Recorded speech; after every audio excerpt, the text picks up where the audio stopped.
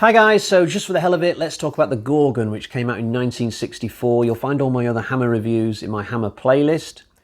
This one was directed by Terence Fisher, who needs no introduction if you know your Hammer. He did a lot of these types of films. This particular one takes place in a German village, I guess, near the beginning of the 20th century, and the villagers are being plagued by a strange mythological creature which has snakes in its hair, and it can kill people by meeting their gaze. It can turn people to stone somehow. It doesn't really kill anybody with the snakes. They're just there to make it look scary. I guess if you got up close to it, then the snakes might nip you at that point. I don't know if they're poisonous or not. This wasn't my first cinematic rodeo with this type of creature. Like a lot of 80s kids, I grew up watching Clash of the Titans. It was one of the great Saturday afternoon films or Sunday afternoon films, and the scene that I remember the most from that is when the hero goes into what's known as the Medusa's lair, and it's just the stuff of nightmares. Just the imagery in my mind of this thing slinking closer and closer to the pillar that the hero is hiding behind. It was great stuff. Had this film by Hammer been called The Medusa, I think I might have gotten to it a lot earlier in life, but it's not actually the Medusa creature that's in this particular film. So according to the legend that's given to us, either by text on the screen or exposition, I can't remember which, there are 3 Gorgon creatures out there. One of them is Medusa, but she's not the one that's turned up to this village. It's Megaera, but same concept, and this creature kills people if they go up to its castle. She's not above coming out of the castle as well, killing people in the woods, so you're never safe living in this village, basically. Christopher Lee and Peter Cushing are in this film. Now, I wouldn't say that the roles that they have here are some of their best. Christopher Lee plays a professor who doesn't even turn up until the last half an hour of the movie. I don't know if his schedule was too busy for him to have a fuller role in this. I know he did a lot of films when he was in his heyday. It does feel like this professor character should be arriving in the story a lot quicker than he does. Cushing plays a scientist/doctor, which you would think would be right up his alley, but it's not one of my favourite characters that he's done. He's a bit of an irritant for the audience, this guy. He's the man in the story who's constantly denying the existence of the Gorgon, even though everybody else knows that it's there. You know, he's constantly like, Gorgon? Poppycock. No such thing. Don't lie to me, Peter. I don't like being lied to in general, but it's especially galling when the man, Peter Cushing, lies to you. The title of the film is The Gorgon. I know that there's a Gorgon in the village. Don't spin me these lines. I mean, Baron Frankenstein is a pretty evil man, but he never lies to you. He tells you the truth most of the time. He might be morally repugnant in what he's doing, but he doesn't lie to you. Don't lie to me, Peter. I think years from now, when I look back on the Gorgon, and I've had a lot more time to reflect on it, I don't think I'll look back on this one as the Gorgon, Cushing and Lee Gold. It'll be more like, oh, the Gorgon's an all right film, and it just happens to have Lee and Cushing in it, from what I remember. That's the thing about this film. Lee and Cushing, they can normally elevate a pretty average film. In this, they can't, because the roles that they're playing are just not two of their best. The creature design is not as impressive as the one from Clash of the Titans. I do accept that this film was made almost 20 years before that one. Things are fine in the first half of this because the Gorgon is not on screen very much. That sense of mystery is preserved. The very first kill in the movie's got a good atmosphere to it. There are other moments later on in the first half where various characters see the Gorgon in a mirror, but just fleetingly. But the problems come in the second half when we get to see the Gorgon in full form, and at that point I stopped looking at this thing as a creature and more like a middle-aged woman who's just been told to stand there and look scary.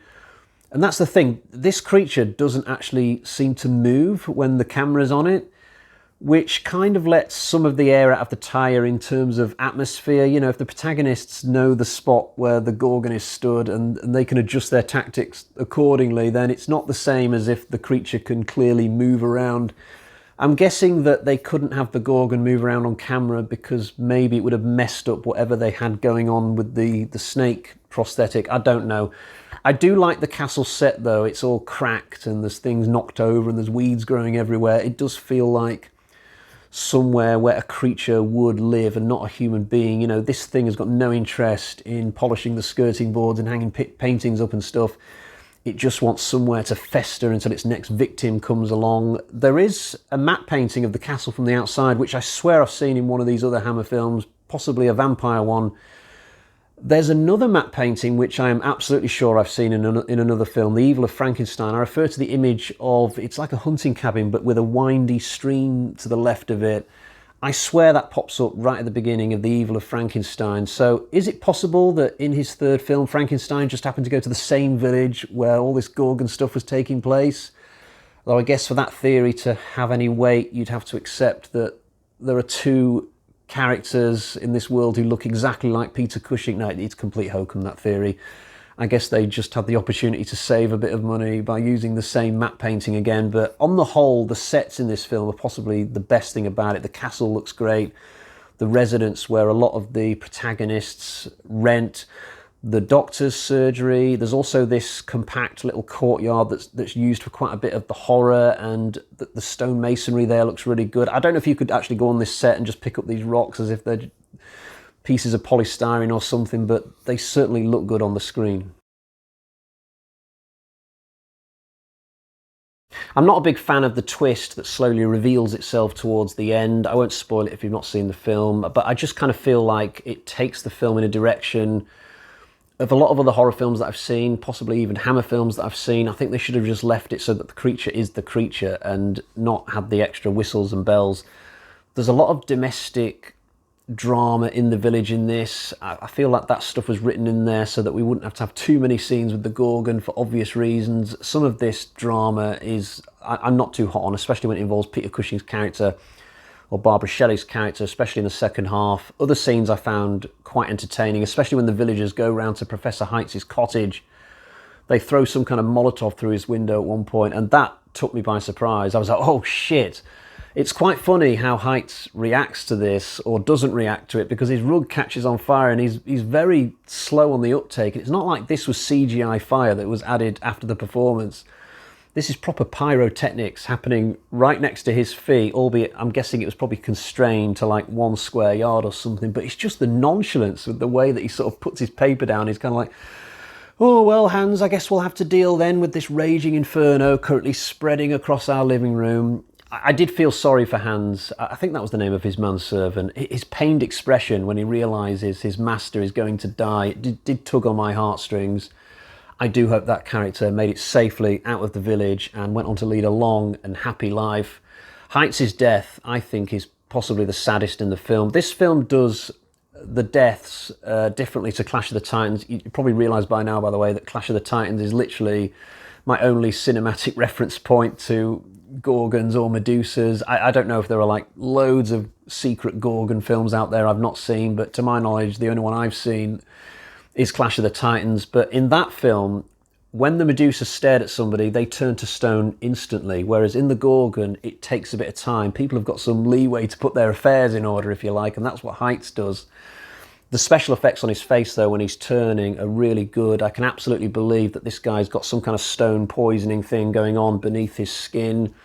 There are other good effects and bits of art elsewhere in the film, like when the guy's thumb on the gurney falls off, and at another point, I think a body gets dug up and you can see somebody's head that's been paralysed, and that was pretty good as well. So on the whole, I think this film is just about on the side of good. It does feel very similar to a lot of other Gothic Hammer films, like your Draculas and Frankensteins and stuff. This one just happens to have a different creature for variety's sake. But I totally get why they didn't end up making 9 of these. It does feel very appropriate, sat there in the middle of the Pantheon as just one film, one little curiosity for us to enjoy, and then we move on.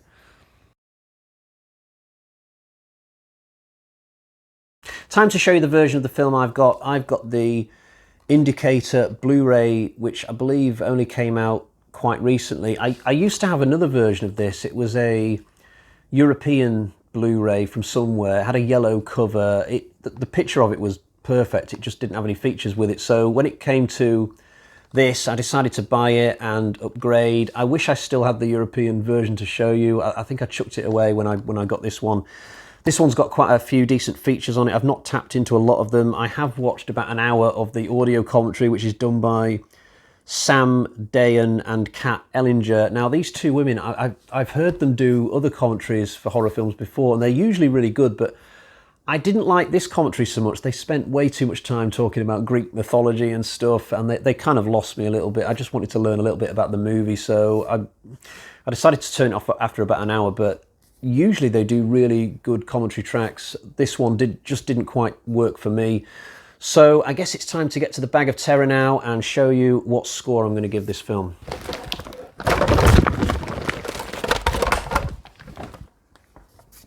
So I've got 1, 2, 3 bloody axes out of 5. I think I've been quite generous with that. If I'd have done this review a couple of years ago when I watched the Gorgon for the first time, I might have gone as low as 2. I don't remember liking it that much when I first saw it. I think it's a film which has just started to grow on me a little bit. I don't think it will get much better than this, much better than being a 3 out of 5 film.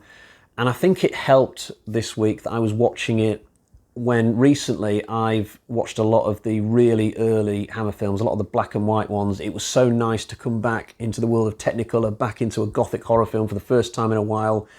I think if I'd have watched this after I've watched a load of the really good Frankenstein and Dracula ones, maybe I might not have enjoyed it as much and might have gone a bit lower than 3, but there we are. Right, that's the end of today's review. I'll be back soon with another Hammer review.